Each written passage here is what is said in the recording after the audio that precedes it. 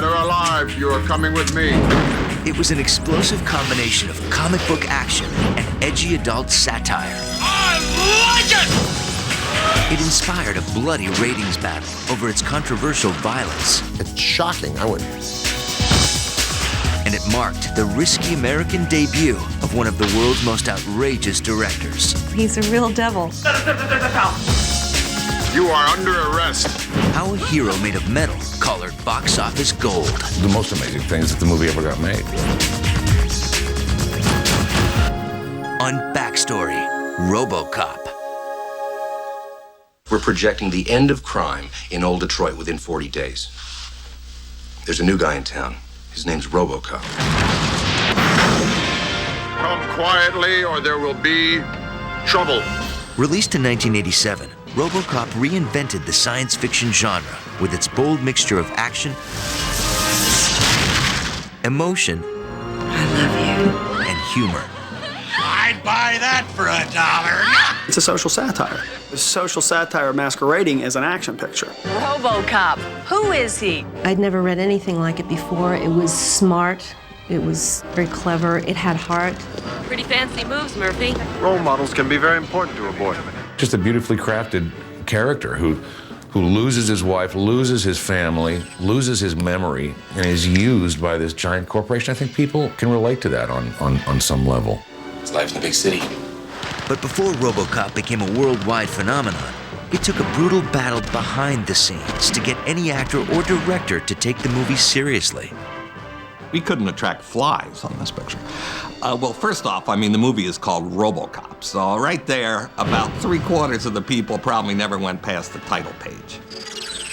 Robocop was born in 1982 when Ed Neumeyer, a fledgling studio executive and would-be screenwriter, was struck with a vision while wandering past a Warner Brothers movie set. We're making Blade Runner. And so I asked these fellas I was working with, what's this movie about? And they said, a cop who kills robots. And that night, I really had an image of a robot policeman. What are your prime directives? Serve the public trust, protect the innocent, uphold the law. Robocop was our collective reaction to the Ronald Reagan presidency. We just saw the country moving to the right further and further, and we thought, well, we might as well just move it to the right 2 steps more, and there we have our world. You've insulted me, and you've insulted this company with that bastard creation of yours. Being an unrepentant social activist from the 60s, I most enjoyed bringing a kind of chaos to corporate America. But Robocop's cartoonish title soon became a serious impediment for an army of directors who were pursued by producer John Davison. We offered this picture to every director in Hollywood that had ever even come close to a decent movie, and nobody would touch it with a 10-foot pole. Eventually, one of Davison's colleagues made a surprising suggestion to send the script to one of Europe's most provocative directors. Dutchman Paul Verhoeven was noted for making dramas packed with social criticism, sex, and strong violence. When Verhoeven got the script, his response was immediate. He hated it. I read it, or tried to read it, and nearly put it down in kind of disgust, because the title already was so Robocop, the future of law enforcement, it was called. And it was so idiotic and so American. The person that convinced me to do it ultimately was my wife, who picked up that script that when we were sitting at the beach in France for a holiday. I'd thrown it in the sand, basically. Then that evening, when we were having dinner, she said, "Oh, well, I read that script. I think you're really misreading that." Verhoeven's wife saw a serious theme of death and resurrection in the story of a futuristic policeman who's fatally shot, then brought back to life by a mercenary corporation. I have always dreams about death. Since I'm 17, 18, basically pretty nightmarish dreams. And that attracted me when I started to realize what was in the script. There was a kind of execution first, or you could say crucifixion, and then a certain kind of resurrection. That all intrigued me very much. Verhoeven decided he was ready to gamble on a new career. At age 47, he moved with his family to Los Angeles and immersed himself in American culture. If you want to make American movies, You have to live in the United States. You have to taste the United States. Robocop is really a lot of reflection on my confrontation with American society. It's back. Big is back, because bigger is better. 6000 SUX, an American tradition. Paul was the perfect fit with the project. English is his second language, so he worshipped the script. He would come to us and ask, what does this mean? What does that mean? He was very, very dedicated to doing what was on the page. Verhoeven and his team were equally dedicated to find the right actor to suit up for the title role. Mike Medavoy at Orion had wanted Arnold Schwarzenegger in the movie, and they had just done The Terminator. But the problem with Schwarzenegger, of course, is he's a big guy. And the suit, makes you look so much larger because, you're putting on all this padding and these pieces and the harnesses and everything. And, I had to say, Mike, it's going to look like the Pillsbury Doughboy. I mean, if you put Arnold Schwarzenegger in this suit. We're also looking for an actor who could not only do the human part, but would also be able to give it this kind of strange, robotic kind of behavior in it, in his walking and in the way he would say his lines. And then third important thing was, of course, that he had a very good jawline. Murphy transferring in from Metro South. Peter Weller has a perfect jawline, and even his mouth, and that is a little bit sensual. I knew Verhoeven's films. I was an immense fan of Verhoeven. He wanted me to test. I didn't test. We did a little sort of thing in his office once, but we met many times. But I knew what he was up to. I said, look, this is an action film, but you're making a story resurrection here. That got him thinking. But not long before filming, another casting struggle arose when actress Stephanie Zimbalist dropped out of the co-starring role of Robocop's human partner, Lewis. We didn't have an actress. And then I remembered that one of the people that came to my office was Nancy Allen. This guy's gonna be your new partner. Murphy, meet Lewis. Show him the neighborhood. Glad to know you, Murphy. I said, well, they're changing this title, right? And I was sure they would change it, but they didn't. We all thought it was an awful title. We decided to take Nancy on the condition that she would cut her hair very short. We wanted somebody that would not be sexual. Otherwise, you would have always this feeling that Robocop couldn't do it with her. I ended up with a haircut that wasn't even any kind of a style at all. It was after the fact that it impacted me, and I think I had close to a mental breakdown. Central, this is 154. We're in pursuit of 211 suspect. Request backup. Okay. All right, here we go. With no sex, a minuscule budget, and a director unproven in America, Robocop would have to fight more than murder of street hoods as he now began his violent journey to the big screen.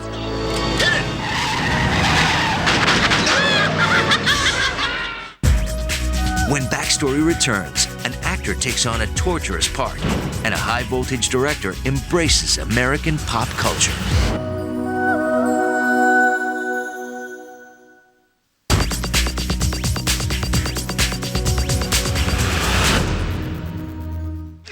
See, I got this problem. Cops don't like me, so I don't like cops. From the first day of filming, the tight $13 million production of Robocop would be tested to the ultimate extremes.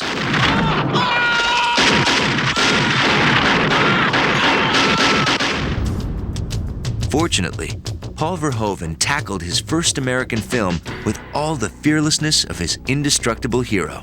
He's wonderful, passionate, absolutely passionate, and that's contagious. Action will be everybody shooting, yeah? He's into the, the lighting and the acting and always making sure the actors know what he wants. And he said it's like he's conducting an opera. He'll act out every character in a scene. I mean, literally fighting and fighting. So I'm doing it all and say, but don't copy me. I can't act. The guy is clearly the most talented director that I've ever worked with.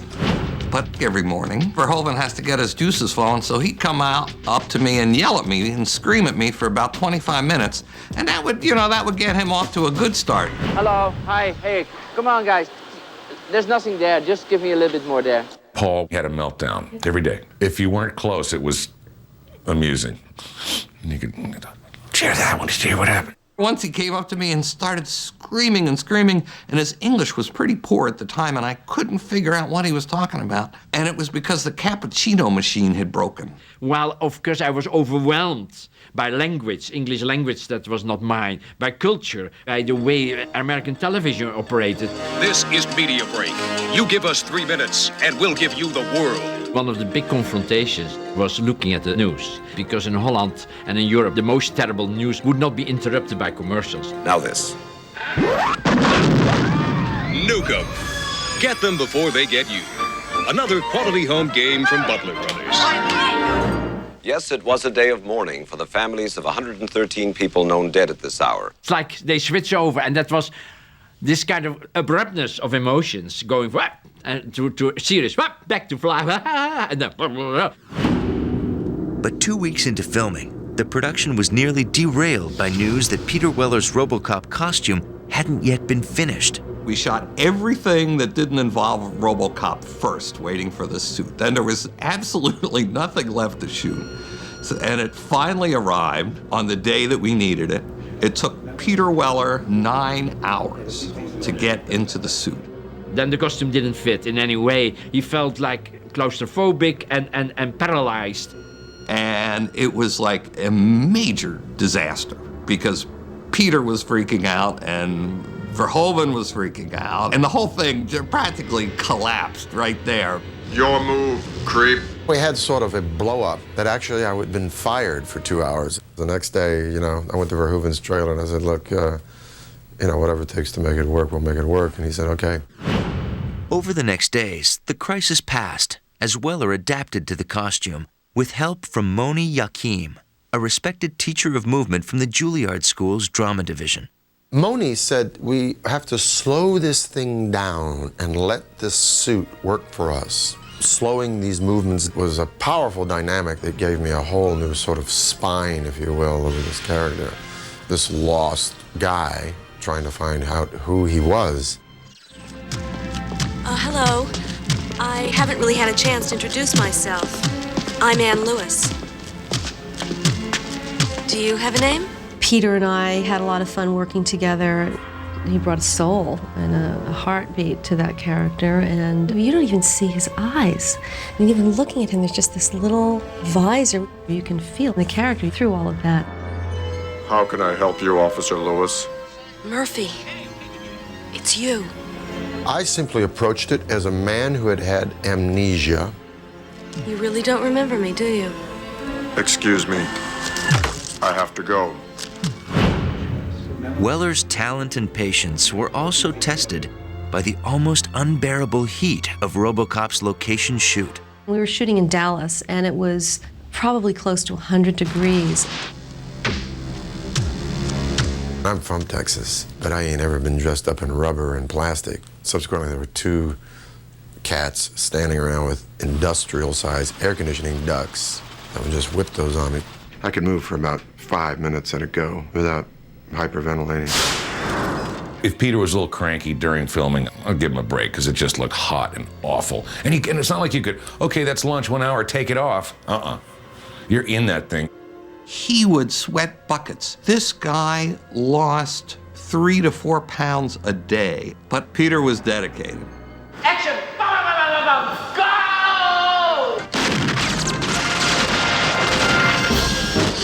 OCP spokesman claimed that the Fearless machine has crooks on the run in Old Detroit. As Paul Verhoeven found a rhythm with his collaborators, he passionately put his own personal stamp on the film. For Robocop's flashbacks, the director drew on intense childhood memories. This kind of feeling, what you would call lost paradise, that I felt was a metaphor for his former life. That intrigued me. That is something that I have always felt. I can nearly cry about the loss of the past. Dad. So that was basically my emotional connection with the movie. Come on, Dad, the picture's ready.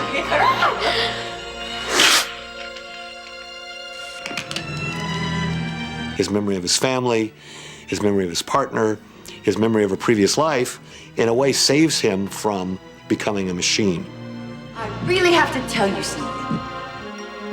I love That character was not a cartoon, it was a real, live human being, and he really made sure that that was not lost. It's really good to see you again, Murphy. Murphy had a wife and son. What happened to them? Well, after the funeral, she moved away. She thought you were dead. She started over again. I can feel them. But I can't remember them. Meanwhile, intense emotions were also being expressed behind the camera, between Verhoeven and his admiring but anxious producers. There wasn't enough money, and a lot of people were at war, and everybody was just trying to survive. And back down! There were big, explosive, screaming fights every single day. Paul, I remember him saying at one point, "It's a conspiracy! It's a conspiracy! I don't know what you're doing, isn't it?" You know, so I think he felt the weight of the world on his shoulders. We really moved like gangbusters. So anything that slowed him up was really just sabotage, you know? The movie was too damn complicated for some of the budget that we had. The gas station scene. There was this huge explosion. A giant fireball set on fire the surrounding buildings and the surrounding trees and the neighborhood, you know, was just like on fire. And everybody's panicking and the fire department is rushing there. And Yost Vacano goes over to Paul and says, "Well, I don't think that explosion is big enough to read on film. We have to redo it." Well, at this point, I mean, we're already quite behind. And so I said, guys, let's look at the film before we decide that we're going to reshoot this, which was a good thing because they weren't going to give us a permit to even go into that part of town anymore. Who are you? Who are you?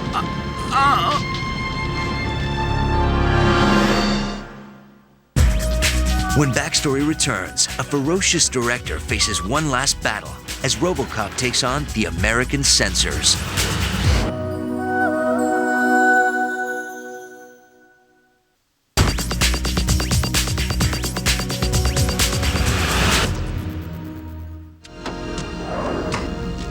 Come in, officer.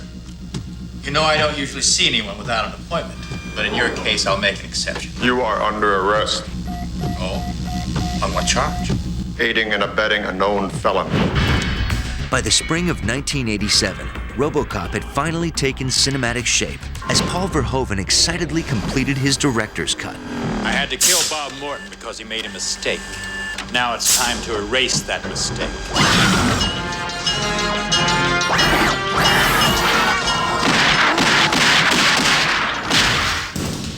But now, Verhoeven's metallic hero was about to face a fearsome opponent that even he could not defeat.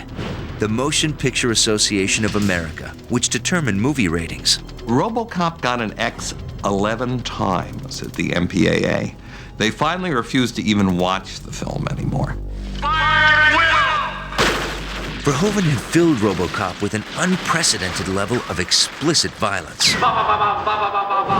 pushing the envelope for an escapist science fiction film. It was a vision rooted in Verhoeven's own childhood during Nazi-occupied Holland. People are violent. They like violence. I'm violent myself. So I'm not better than the others. I mean, we're all part of this human species. Yeah, there are some good people that would never do violence. Majority would. Mr. Kinney is going to help us simulate a typical arrest and disarming procedure. Mr. Kinney, use your gun in a threatening manner. Please put down your weapon. You have 20 seconds to comply. I think you'd better do what he says, Mr. Kinney. A lot of the violence was funny. The Ed 209 killing the executive. His whole body's blown up for a pretty long time, 10, 15, 20 seconds or something like that. The first thing somebody says, Sure, it's only a glitch. The glitch, isn't it?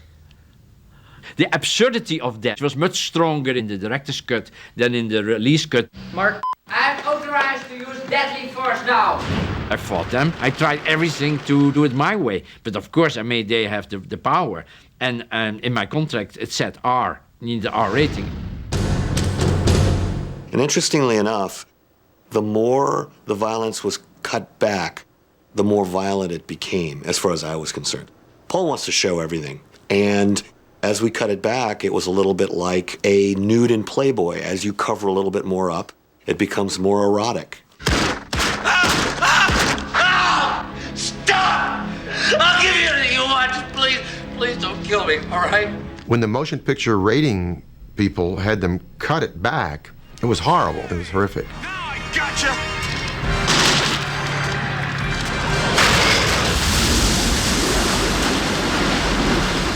Whereas if you just let him do what he wanted to, it was completely over the top and cartoonish.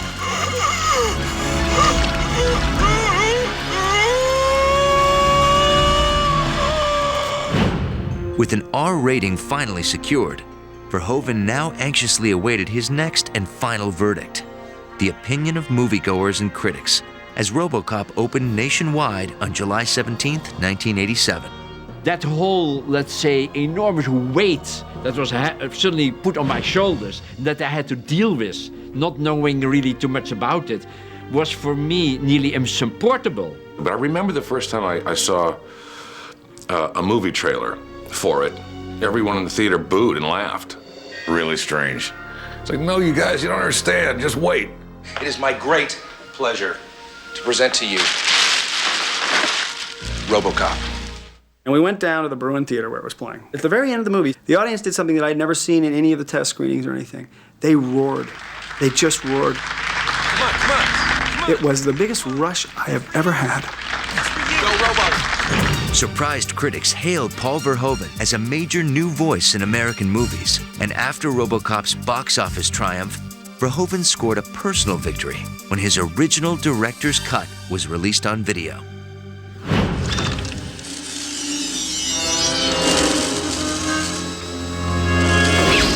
It was, I think, very innovative. It was an action movie, but it had humor. It was an action movie, but it had a soul. That character's the everyman, Phoenix rising from the ashes. No one's going to take his life from him. No one's going to take his soul from him. You can do all this, but you can't take my soul. Murphy, I'm a mess. They'll fix you. They fix everything. The story of resurrection is eternal, and that is the great story to tell all the time, over and over and over again. Nice shooting, son. What's your name? Murphy.